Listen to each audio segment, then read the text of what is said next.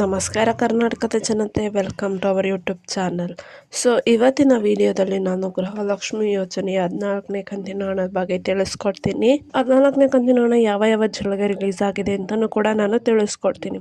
ಬನ್ನಿ, ವಿಡಿಯೋನ ಸ್ಟಾರ್ಟ್ ಮಾಡೋಕ್ಕಿಂತ ಮುಂಚೆ ನೀವೇನಾದರೂ ನಮ್ಮ ಚಾನಲ್ಗೆ ಸಬ್ಸ್ಕ್ರೈಬ್ ಮಾಡ್ಕೊಂಡಿಲ್ಲ ಅಂದರೆ ದಯವಿಟ್ಟು ಚಾನಲ್ಗೆ ಸಬ್ಸ್ಕ್ರೈಬ್ನ ಮಾಡ್ಕೊಂಡು ವಿಡಿಯೋನ ಆದಷ್ಟು ಎಲ್ಲರಿಗೂ ಶೇರ್ ಮಾಡಿ ಅಂತ ಕೇಳ್ತಾ, ಇನ್ನು ವಿಡಿಯೋಗೆ ಲೈಕ್ ಕೊಟ್ಟಿಲ್ಲ ಅಂದರೆ ದಯವಿಟ್ಟು ವಿಡಿಯೋಗೆ ಲೈಕ್ ಕೊಡಿ. ನಿಮ್ಮ ಸಪೋರ್ಟು, ನಿಮ್ಮ ಒಂದು ಲೈಕ್ ನಮಗೆ ತುಂಬಾ ಇಂಪಾರ್ಟೆಂಟು. ಸೊ ಹೌದು, ಏನು ಗೃಹಲಕ್ಷ್ಮಿ ಯೋಜನೆಯ 13ನೇ ಕಂತಿನ ಹಣ ಬಹುತೇಕ ಮಹಿಳೆಯರಿಗೆ ಇಲ್ಲಿವರೆಗೂ ಸಿಕ್ಕಿದೆ. ಇನ್ನು ಏನು ಒಂದು 20,000 ಮಹಿಳೆಯರಿಗೆ 13ನೇ ಕಂತಿನ ಹಣ ಹಾಕಬೇಕಿತ್ತು. ಅದ್ರ ಹಿನ್ನೆಲೆಯಲ್ಲಿ ಏನು ಗೃಹಲಕ್ಷ್ಮಿ ಯೋಜನೆಯ ಸಚಿವೆಯಾದ ಲಕ್ಷ್ಮೀ ಹೆಬ್ಬಾಳ್ಕರ್ ಅವರು ಹೇಳ್ದಂಗೆ ನವೆಂಬರ್ 15ರೊಳಗೆ ನಾವು ಗೃಹಲಕ್ಷ್ಮಿ ಯೋಜನೆಯ 14ನೇ ಕಂತಿನ ಹಣನ ರಿಲೀಸ್ ಮಾಡ್ತೀವಿ. ಮತ್ತು ತುಂಬ ಮಹಿಳೆಯರಿಗೂ ಕೂಡ 14ನೇ ಕಂತಿನ ಹಣ ರಿಲೀಸ್ ಆಗಿದೆ, ಅವರ ಖಾತೆಗೆ ಜಮಾ ಆಗಿದೆ. ಸೊ ಇವಾಗ ಇನ್ನು 13 ಮತ್ತು 14 ಬಂದಿಲ್ದವರು ಏನು ಮಾಡಬೇಕು? ಸೊ ನಿಮಗೇನಾದರೂ 13 ಮತ್ತು 14ನೇ ಕಂತಿನ ಹಣ ಬಂದಿಲ್ಲ ಅಂದರೆ ದಯವಿಟ್ಟು ನೀವು ಗ್ರಾಮ ಒನ್ ಕೇಂದ್ರಕ್ಕೆ ಹೋಗ್ಬಿಟ್ಟು ನಿಮ್ಮ ಅಪ್ಲಿಕೇಶನ್ನ ಸ್ಟೇಟಸ್ನ ಚೆಕ್ ಮಾಡಿಸ್ಕೊಳ್ಳಿ.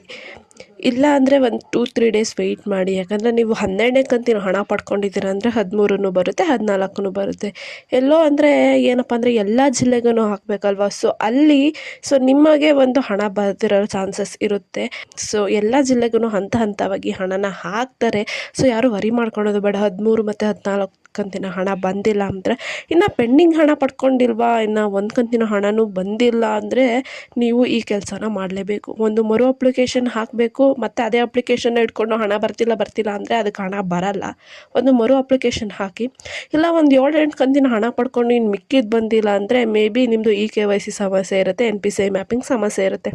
ಸೊ ಇದನ್ನು ನೀವು ಖುದ್ದಾಗಿ ಕಚೇರಿಗೆ ಹೋಗ್ಬಿಟ್ಟು ಸರಿ ಮಾಡಿಸ್ಕೋಬೇಕು.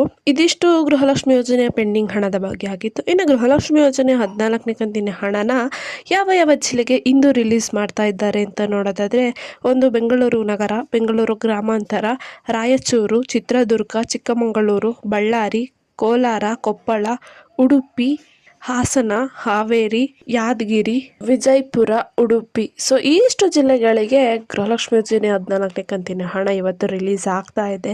ಸೊ ಇಷ್ಟು ಜಿಲ್ಲೆಯ ಮಹಿಳೆಯರು ತಮ್ಮ ಬ್ಯಾಂಕ್ ಖಾತೆಯನ್ನು ಚೆಕ್ ಮಾಡ್ಕೋಬಹುದು. ಇನ್ನು ಮನೆಯಲ್ಲೇ ಕೂತು ನಿಮಗೆ ಹಣ ಬಂದಿದೆ ಅಲ್ವ ಅಂತ ತಿಳ್ಕೊಬೋದು ಅಂದರೆ DBT ಅಪ್ಲಿಕೇಶನ್ ಮೂಲಕ ನೀವು ತಿಳ್ಕೊಬೋದು. ಇದ್ರ ಬಗ್ಗೆ ಡೀಟೇಲ್ ವಿಡಿಯೋ ಮಾಡಿ ಹಾಕಿದ್ದೀವಿ.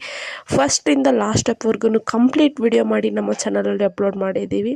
ವಿಡಿಯೋ ನೋಡಿಲ್ಲ ಅಂದರೆ ದಯವಿಟ್ಟು ವಿಡಿಯೋ ನೋಡಿ, ಯೂಸ್ಫುಲ್ ಆಗುತ್ತೆ ನಿಮಗೆ. ಸೊ ಇದಿಷ್ಟು ಗೃಹಲಕ್ಷ್ಮಿ ಯೋಜನೆಯ ಬಗ್ಗೆ ಇದ್ದಿದ್ದ ಮಾಹಿತಿ. ಇದೇ ರೀತಿ ಕಂಟಿನ್ಯೂಸ್ ಅಪ್ಡೇಟ್ಸ್ ಬೇಕು ಅಂದರೆ ನಮ್ಮ ಚಾನಲ್ಗೆ ಸಬ್ಸ್ಕ್ರೈಬ್ನ ಮಾಡಿಕೊಂಡು ಬೆಲ್ಲೈಕನನ್ನು ಪ್ರೆಸ್ ಮಾಡೋದನ್ನ ಮರಿಬೇಡಿ ಅಂತ ಹೇಳ್ತಾ, ಏನೇ ಪ್ರಾಬ್ಲಮ್ ಇತ್ತು ಅಂದರೆ ಕಮೆಂಟ್ನ ಹಾಕಿ. ಯಾವುದೇ ವಿಷಯದ ಬಗ್ಗೆ ನಿಮಗೆ ಮಾಹಿತಿ ಬೇಕು ಅಂದ್ರೂ ಕಮೆಂಟ್ನ ಹಾಕಿ. ಧನ್ಯವಾದಗಳು.